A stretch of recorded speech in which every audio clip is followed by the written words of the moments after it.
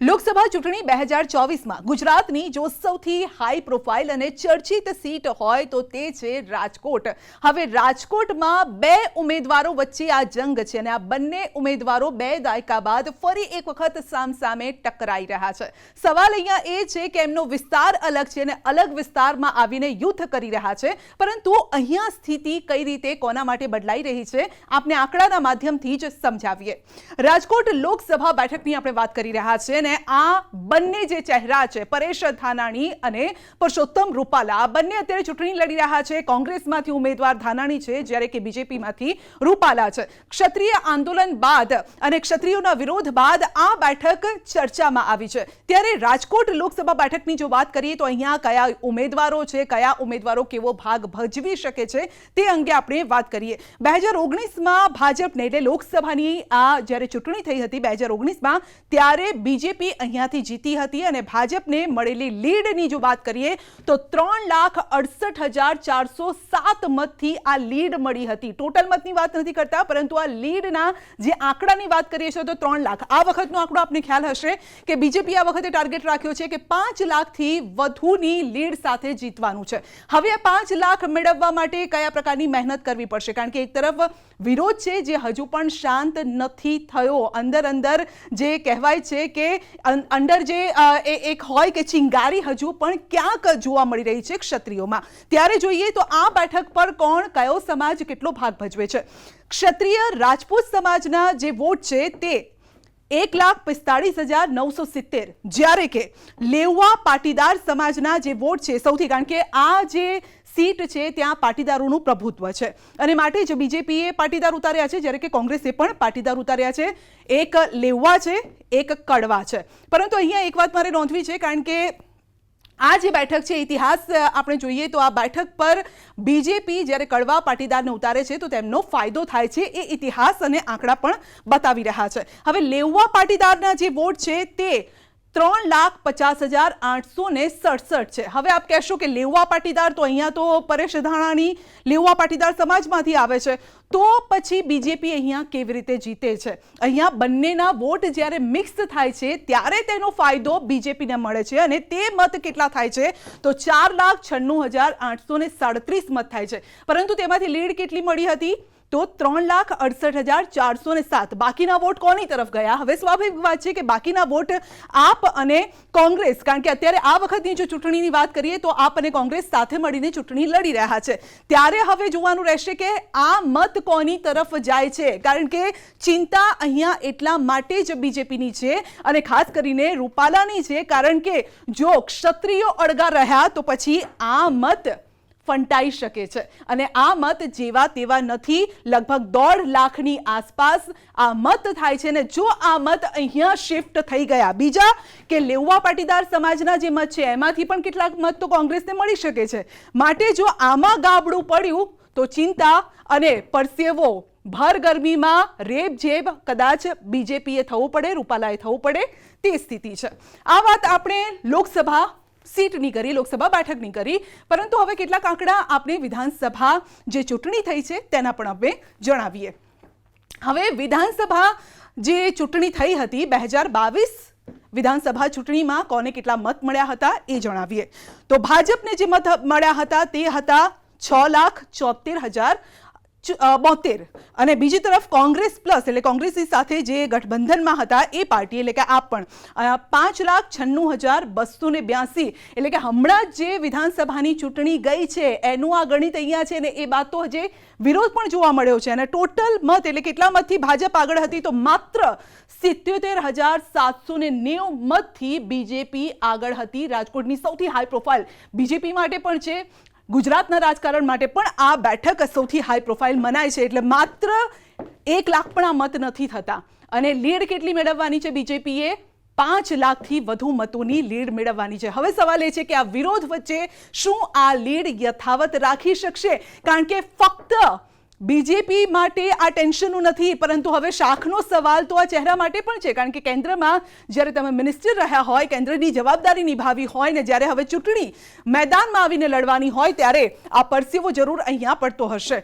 હવે જ્ઞાતિ સમીકરણને પણ સમજવાનો પ્રયત્ન કરીએ કે રાજકોટ લોકસભા બેઠક પર કઈ કઈ જ્ઞાતિના કેટલા મત છે. તો લેઉવા પાટીદાર આપણે પહેલા જ જણાવ્યું લગભગ 3.5 લાખ, કોળી સમાજના પણ 3,11,000 ઉપર છે, ક્ષત્રિય સમાજના લગભગ 1.5 લાખ એટલે કે 1,45,000, મુસ્લિમ સમાજના પણ નિયર બાય 2 લાખની આસપાસ આ મત થાય છે, કારણ કે મુસ્લિમ સમાજને એવું કહેવામાં આવે છે કે એના મત લગભગ કોંગ્રેસ તરફ જતા હોય છે, એવું એક મોટું ગણિત કહેવામાં આવે છે. હવે કડવા પાટીદાર જ્યાંથી રૂપાલા પણ આવે છે 1,91,000 છે. અહીંયા આપ જોઈ લો કે મત કડવા અને લેઉવામાં આપ અહીંયા જોઈ શકો છો, લેઉવા પાટીદારના વધારે મત છે, મળે છે જરૂર બીજેપીને કડવા પાટીદાર અને લેઉવા પાટીદારના, પરંતુ જરૂર ચિંતાની લકીરો અહીંયા જોવા મળી રહી છે.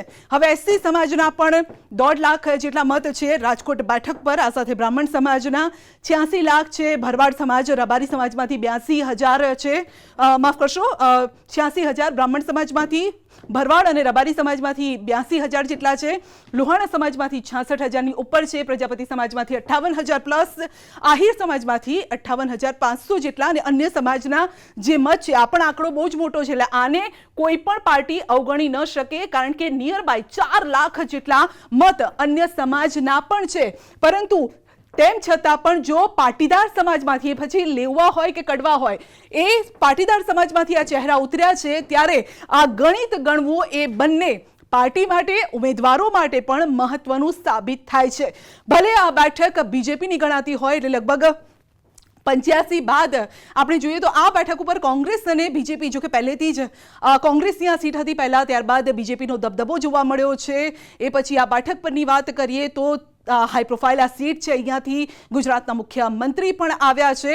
તેમ છતાં પણ ક્ષત્રિયોની નારાજગી જે રીતે છે ને મતમાં આપણે જે રીતે વાત કરી છે, તો જરૂરથી બીજેપી નહીં પરંતુ રૂપાલા માટે ટેન્શન આ સીટ પર જીતવાનું જરૂર રહેવાનું છે. 2014 અને 19માં 3-4 લાખની લીડથી ભારતીય જનતા પાર્ટીના ઉમેદવારો જીત્યા હતા. હવે અત્યારે તમે જેમ કહો છો કે ક્ષત્રિય સમાજના મત આમથી તેમ થાય, ક્ષત્રિય સમાજના મત કેટલા છે? 1.45 lakhs, એટલે કે 1.5 લાખથી આળે કાળે એટલા મતો છે એના. હવે એ જે મતો છે એ તમે ગમે તેમ કરો, જે કોંગ્રેસના ટોટલ મત જે તમે જુઓ અત્યારે કોંગ્રેસને મળે, કોના મત મળી શકે? હું તમને કહું લેઉવા પાટીદાર, કારણ કે પરેશ ધાનાણી લેવા છે. હવે અત્યારે જે લેવા પાટીદાર કુલ જેટલા છે એમાંથી 50% તમે કયો, દાખલા તરીકે લેવા પાટીદાર કેટલા છે? 3.60 લાખ ટોટલ આપણી આખી બેઠકમાં. લેવા 3.60 છે, કડવા 1.91 છે, ક્ષત્રિય 1.45 છે, મુસ્લિમ જે સમાજ છે 1.89 છે, કોળી છે 3 લાખ જેવા, 80 એટલે દલિત છે 1.55 લાખ. આટલા મતદારો કુલ છે. હવે અત્યારે પરસોત્તમ રૂપાલાનું જે કંઈ અત્યારે ચાલે છે વિવાદ, એને કારણે તમે 2 ઘડી માની લો કે 50% જેટલા લેવા પટેલ અને ક્ષત્રિય તો 100% માની લ્યો, અને મુસ્લિમ બી 100% માની લ્યો. હું તમને લેવા પટેલ બી કહું છું 50% માની લો કે ઇધર ઉધર થઈ જાય, કારણ કે પરેશ ધાનાણી લેવા છે, અને 2 ઘડી માની લો કે 50% લેવા કોંગ્રેસ તરફ થઈ જાય, કડવા પણ 50% કોંગ્રેસ તરફ થઈ જાય, ક્ષત્રિયો 100% થઈ જાય, મુસ્લિમ 100% થાય, તો શું થાય? મેં કીધું તેમ 60% મતદાન છે એવરેજ થતું હોય છે 11-12 લાખની સંખ્યામાંથી. તો લેવા જો 50% થાય તો 1.5 લાખ લેવા કોંગ્રેસમાં વયા જાય, 50% કડવા જાય તો 1 લાખ એમાં વયા જાય, 100% ક્ષત્રિય 100% ક્ષત્રિય વયા જાય 1.45 લાખ છે, મુસ્લિમ 100% જાય 1.89 લાખ છે, બધું થઈને 5.84 લાખ થાય. 11-12 લાખ, 12માંથી 5.84 લાખ થાય. સામે પક્ષે કોંગ્રેસની અરે ભારતીય જનતા પાર્ટીની હાલત શું થાય એ તમને કહું છું કે લેવા જે છે એ 50% મેં કોંગ્રેસને આપ્યા, અને કારણે કદાચ તો 50% તો હજી રહ્યા ને. તો ટૂંકમાં લેવા 1.5 લાખ, કડવા 1 લાખ, કોળી 3.5 લાખ છે, પછી આહિર, ભરવાડ, રબારી, લોહાણા અને પ્રજાપતિ આના 3.5 લાખ મત છે. આ બધું તમે ગણો તો 9 લાખ મત થાય. ટૂંકમાં 4 થી 5.84 લાખ એટલે 6 લાખ જેવા મત કોંગ્રેસને મળે, પરેશ ધાનાણીને, અને 9 લાખ મતદારો જે છે એ અહીંયા આવે ભારતીય જનતા પાર્ટીને. હવે તમે વિચાર કરો કે તોય ગાળો 4 લાખનો રહે છે. હવે આ જે સ્થિતિ છે એને નિવારવા માટે થઈને કોંગ્રેસ પાસે કોઈ મિકેનિઝમ નથી, ભારતીય જનતા પાર્ટી પાસે સંગઠન છે. અત્યારે કોંગ્રેસમાં એકમાત્ર મુદ્દો હોય 4 લાખનો ગાળો તોય રહે છે. આ તમે પરેશ ધાનાણીનો અને અત્યારે પરસોત્તમ રૂપાલાનો વિવાદ છે તેમ છતાં કહું છું કે ફિગર્સ જે છે આપણી સામે ઓફિશિયલી તો પણ આ જ પરિસ્થિતિ રહે છે. હવે એમાં મેળ તો જ પડે જો કોંગ્રેસનું સંગઠન મજબૂત હોય અને એ ટીમ કોંગ્રેસ તરીકે કામ કરે, જે અત્યારે આપણે જાણીએ છીએ ભાજપની કમ્પેરમાં એ સંગઠનની કોઈ સ્થિતિ નથી.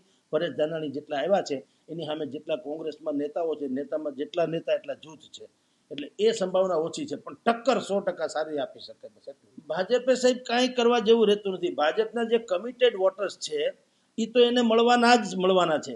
ક્ષત્રિય સમાજના પણ બે ઘડી માની લઈએ કે આ વિવાદને કારણે ક્ષત્રિય સમાજના મત ટોટલી કોંગ્રેસને જાય તો ભારતીય જનતા પાર્ટીની લીડ ઘટે. કારણ કે બાકી ક્ષત્રિય સમાજ મેં કીધું આપણે સંખ્યા 1.45 1.45 લાખ છે, 1.5 લાખ સમજો ને આળે ગાળે. હવે 1.5 લાખ હું તમને કહું છું, 1.5 લાખ વયા જાય તો શું થાય છે?